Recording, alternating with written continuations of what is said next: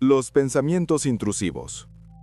Estás en silencio, quizás en el metro, o esperando que empiece una reunión, o justo antes de dormirte, y entonces aparece un pensamiento que no pediste, uno que no tiene ningún sentido en el contexto de tu vida, de tus valores, de quien crees que eres.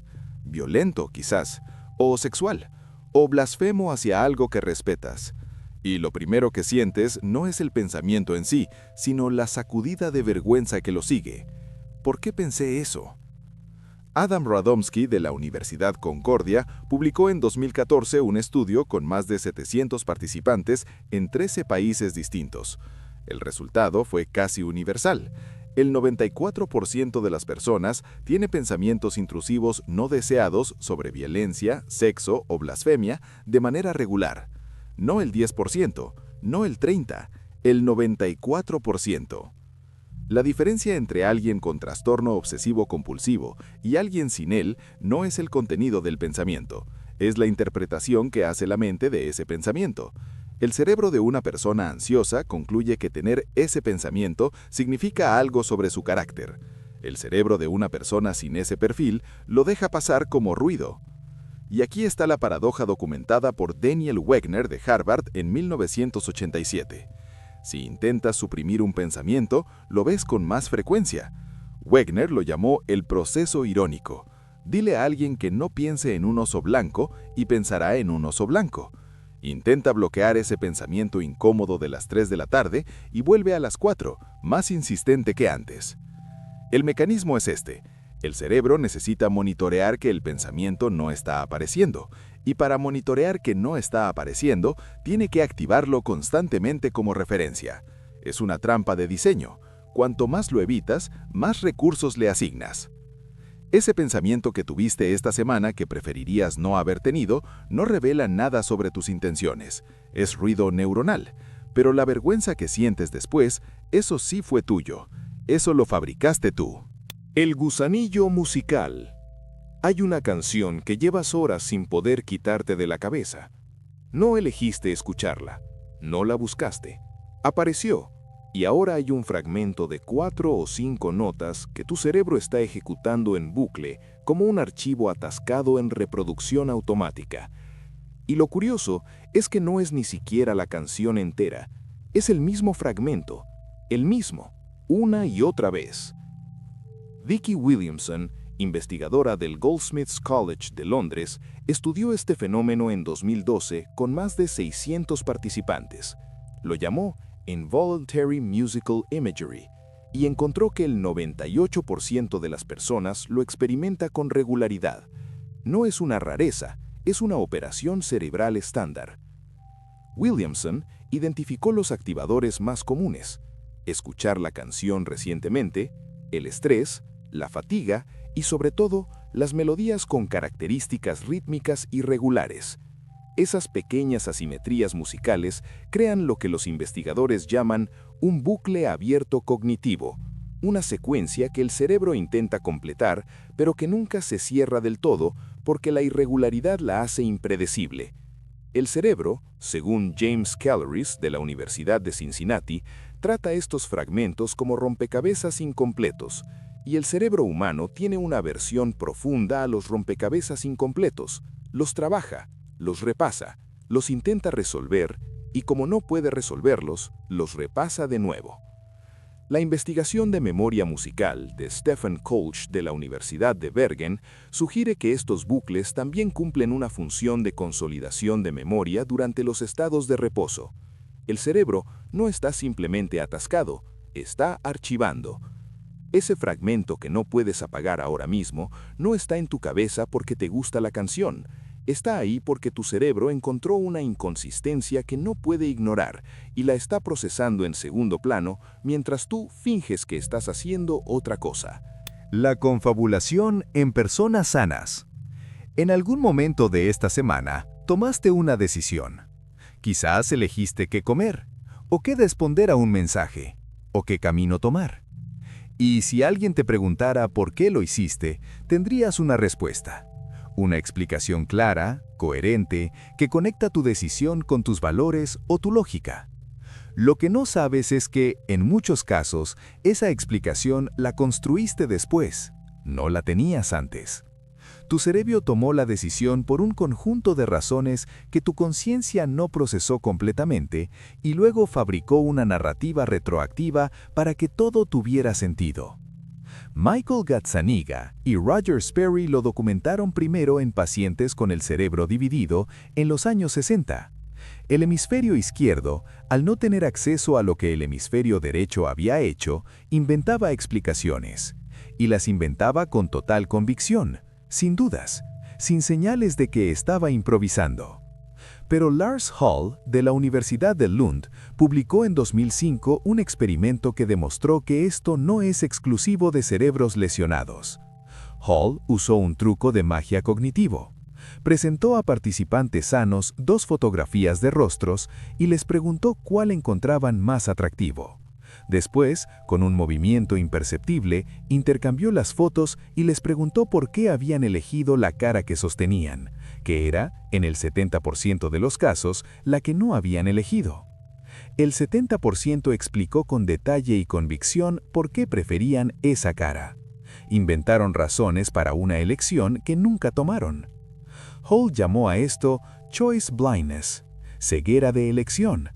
Y lo que revela no es que seamos estúpidos, revela que el cerebro genera justificaciones post hoc de forma automática y sin esfuerzo, porque la narrativa de coherencia interna es más importante para el sistema nervioso que la precisión histórica. La próxima vez que expliques por qué hiciste algo, considera que podrías estar describiendo la historia que tu cerebro escribió sobre lo que pasó, no lo que realmente pasó.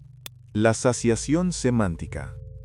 Elige una palabra, cualquiera, la que quieras. Ahora dila en voz alta 30 veces, o léela 30 veces seguidas. Lo que ocurre después es algo que tu cerebro no puede evitar. La palabra pierde significado. Los sonidos se separan de su referente. La secuencia de sílabas que un momento antes era un concepto concreto se convierte en algo extraño, casi alienígena, como escuchar hablar un idioma que reconoces pero ya no entiendes.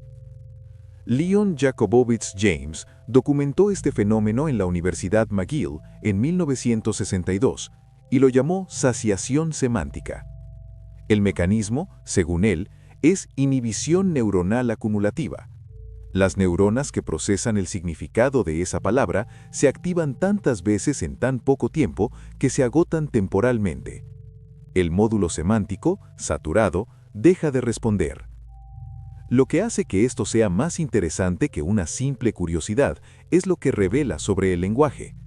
Estamos tan acostumbrados a que las palabras tengan significado que lo tratamos como una propiedad inherente a ellas, como si el significado estuviera dentro de la palabra, como la tinta dentro de las letras. Pero la saciación semántica demuestra que el significado es una construcción activa que tu cerebro produce en tiempo real, cada vez que lee o escucha esa secuencia de sonidos. El significado no existe en el mundo, existe en el procesamiento, y ese procesamiento puede agotarse. Esto tiene implicaciones más amplias. Cuando escuchas una palabra política repetida miles de veces en los medios, cuando lees la misma frase en cada artículo sobre el mismo tema, el cerebro puede empezar a procesar esas palabras con menos profundidad semántica, no por falta de interés, sino por la misma mecánica que describió Jakobowitz. La saturación no produce escepticismo, produce automatismo. Palabras que llevan años siendo repetidas en tu entorno, quizás ya no las estás procesando. Quizás solo las estás reconociendo. El priming. Estás en una tienda, no tienes un objetivo claro, solo miras. Tomas un producto, lo devuelves. Tomas otro. Y hay uno que por alguna razón te resulta más atractivo que los demás, aunque el diseño no es especialmente diferente, aunque el precio es similar. Algo lo inclina a tu favor sin que puedas señalar exactamente qué. John Bargh, de la Universidad de Yale, publicó en 1996 uno de los experimentos más citados de la psicología cognitiva. Dividió a participantes en 2 grupos. A ambos les pidió que resolvieran un ejercicio de reordenación de palabras. Pero las palabras de un grupo incluían conceptos asociados con la vejez: Florida, olvidadizo, arrugado, jubilado. Las del otro grupo eran neutras. Después del ejercicio, los participantes caminaban por un pasillo hacia la salida. Los que habían desarmado frases con palabras sobre la vejez caminaban significativamente más despacio que los del grupo neutro, sin saberlo, sin haber leído ninguna instrucción sobre cómo caminar. Su comportamiento había sido modificado por palabras que ni siquiera habían procesado conscientemente como instrucciones. Este fenómeno se llama priming conductual. Tu cerebro absorbe constantemente señales del entorno, y esas señales se convierten en marcos que influyen en tus juicios, tus actitudes, tu comportamiento físico, antes de que tengas la oportunidad de evaluar si quieres ser influenciado por ellas. Priming de logro. Exponer brevemente la imagen de un trofeo a alguien aumenta su rendimiento en tareas cognitivas posteriores. Priming de dinero.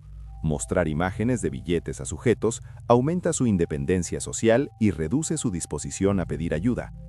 Priming afectivo. Una sonrisa subliminalmente presentada durante 17 milisegundos hace que un jugo de limón sepa menos ácido. Ninguno de los participantes de estos estudios sentía que alguien estaba tomando decisiones por ellos. Cada uno tenía la experiencia subjetiva de actuar libremente. Y eso es precisamente el punto. El efecto de anclaje en estimaciones cotidianas. Alguien te pregunta cuántos años vivió Gandhi. Antes de responder, te dice, ¿fue más o menos de 140?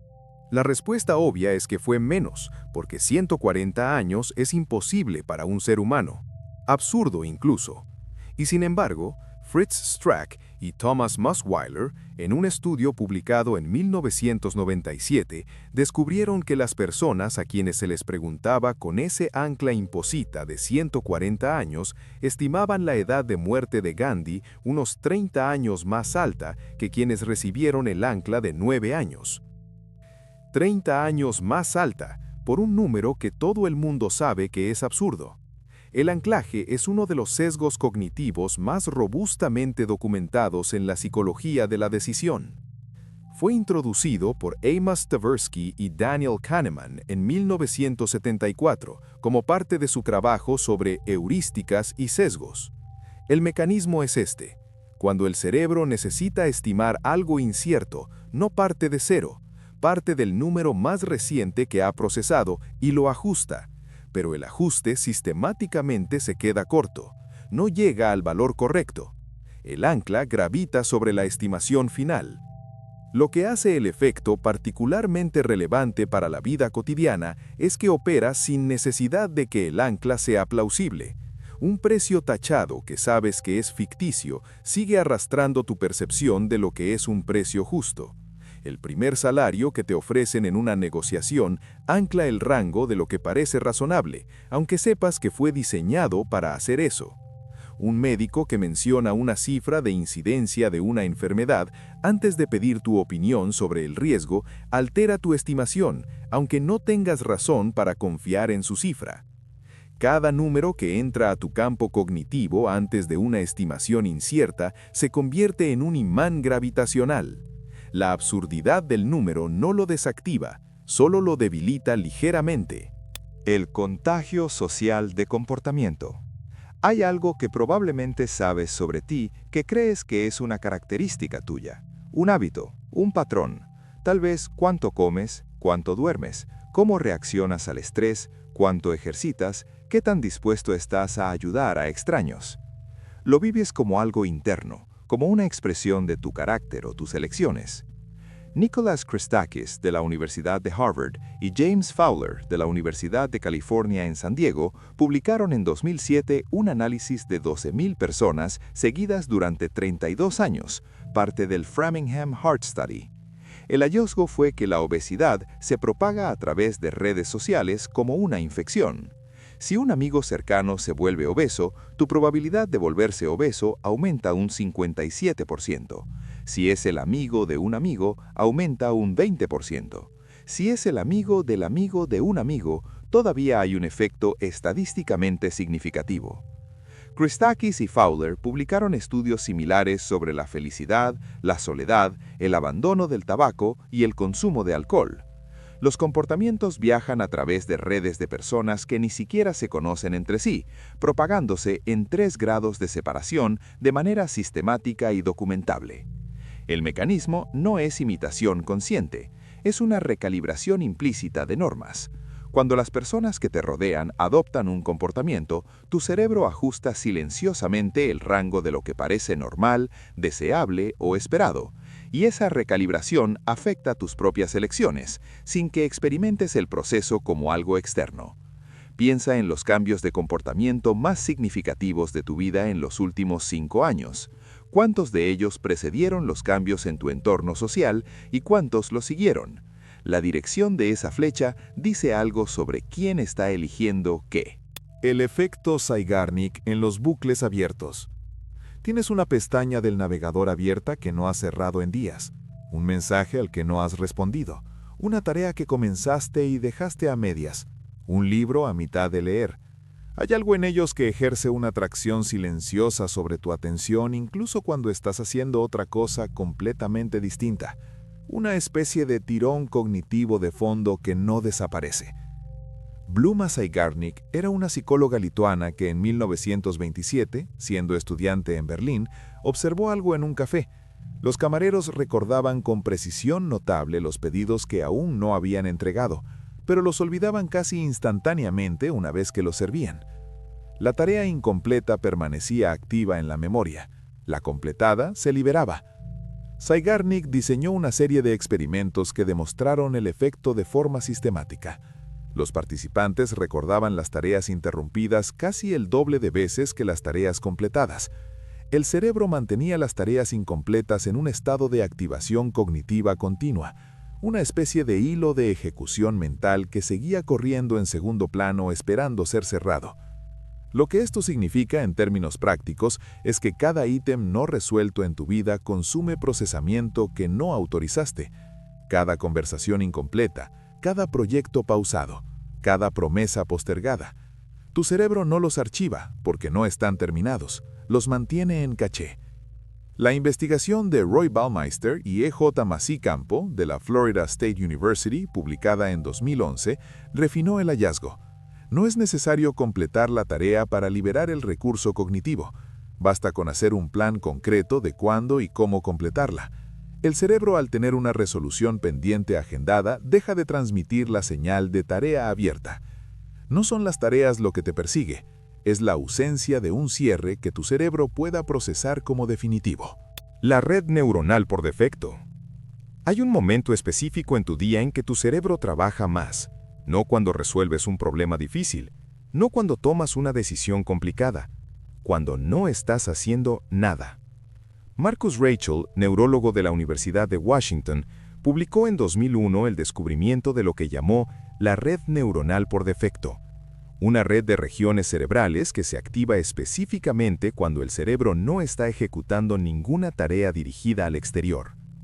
Cuando descansar, cuando dejar la mente en blanco, esa red consume el 20% de la energía total del cuerpo, más que casi cualquier actividad cognitiva enfocada. ¿Qué está haciendo? Los estudios de neuroimagen muestran que la red por defecto se ocupa de simulaciones, ensaya interacciones sociales futuras, repasa memorias del pasado para extraer patrones, construye modelos predictivos sobre qué puede ocurrir y cómo deberías responder. Es el cerebro haciendo trabajo de preparación social y narrativa autobiográfica sin instrucciones de tu parte. No elegiste pensar en esa conversación de la semana pasada mientras esperabas el ascensor. No elegiste practicar mentalmente cómo responderás a tu jefe en la reunión de mañana.